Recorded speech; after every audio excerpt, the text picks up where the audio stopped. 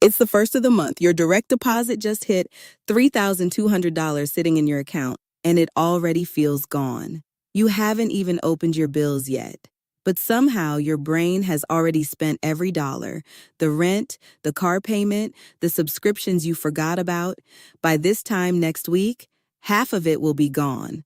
By the 20th, you'll be counting again. And here's what nobody says out loud. You make more money now than you did 3 years ago. Your life should feel easier, but your bank account tells a completely different story. There's a name for what's happening to you. Economists call it lifestyle drift. Others call it lifestyle creep. It means this: every time your income goes up, your spending goes up to match it. Not because you're irresponsible, not because you're bad with money, because you were never taught to notice it happening. Think back. You got a raise 2 years ago, maybe an extra $300 a month after taxes. Did your savings grow by $300 a month? Probably not. Instead, you upgraded your phone plan. You started getting lunch delivered 3 times a week. You signed up for that fitness app. You told yourself you deserved it, and you did deserve it. That's the trap. Every single upgrade felt small: $15 here, $40 there, but together they swallowed your entire raise. A Pew Research study found that 1 in 3 Americans feel financially stressed, regardless of income. Women earning $60,000 reported the same anxiety as women earning $35,000. That should shock you. The problem was never your paycheck. The problem is the invisible system that expands your spending every time your income grows. Here is how lifestyle drift works in real life. You earn $55,000 a year. After taxes, that's roughly $3,600 a month. Your fixed costs take the first cut. Rent, $1,300. Car payment, $380. Insurance, $180. Utilities and phone, $250. That's $2,110 in bills that don't move. You have $1,490 left.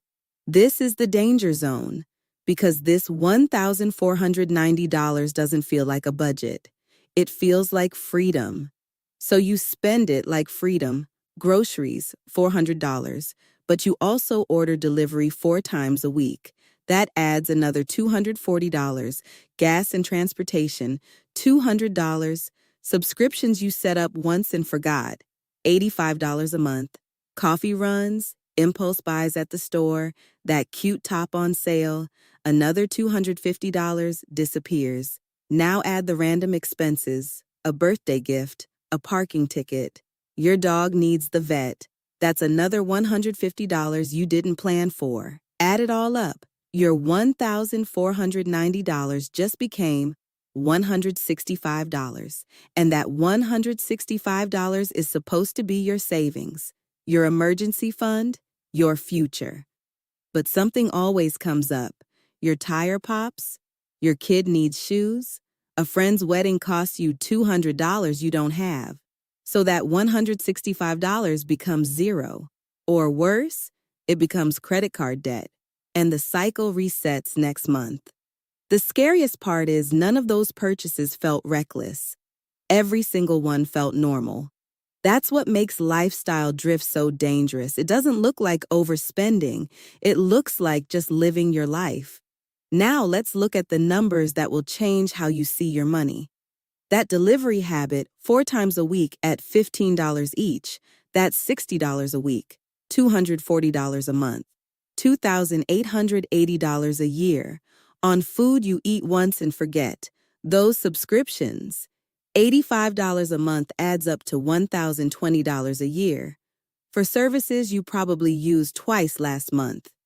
The impulse purchases, $250 a month becomes $3,000 a year.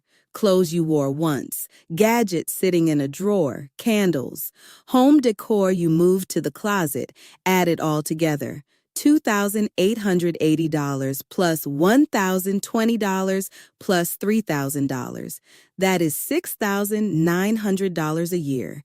And we haven't counted the coffee runs, the in-app purchases, the forgotten trial that turned into a charge. According to a study by the Bureau of Labor Statistics, a woman earning $55,000 a year spends an average of $7,400 annually on non-essential purchases she cannot even remember making 30 days later. Let that settle. $7,400 a year, that's $616 a month. Gone. Not on rent, not on medicine, not on your child's education, on things that vanished from your memory in a month. Over 5 years, that's $37,000. Over 10 years, with even basic interest in a savings account, that could have been over $45,000. That is a down payment on a house. That is a fully funded emergency account and a retirement head start. That is financial freedom, spent $15 at a time. And the cruelest part, you worked hard for every single dollar. You earned that money with hours of your life, and the system made sure it disappeared before you even noticed. This is not about shame. This is about awareness. You cannot fix what you cannot see. Now you can see it. Now ask yourself something. If you're losing $7,400 a year, where is it going? Not into the air. Someone is collecting that money. The delivery apps take 30% from the restaurant, then charge you a service fee, a delivery fee, and a tip. A $12 meal costs you $22 by the time it arrives. They designed the app to make ordering feel effortless. One tap, no friction, no moment to pause and think. Subscription companies use the same playbook. They offer a free trial because they know 48% of people forget to cancel. According to a report from a major consumer finance site, the average American pays for 3.4 subscriptions they do not actively use.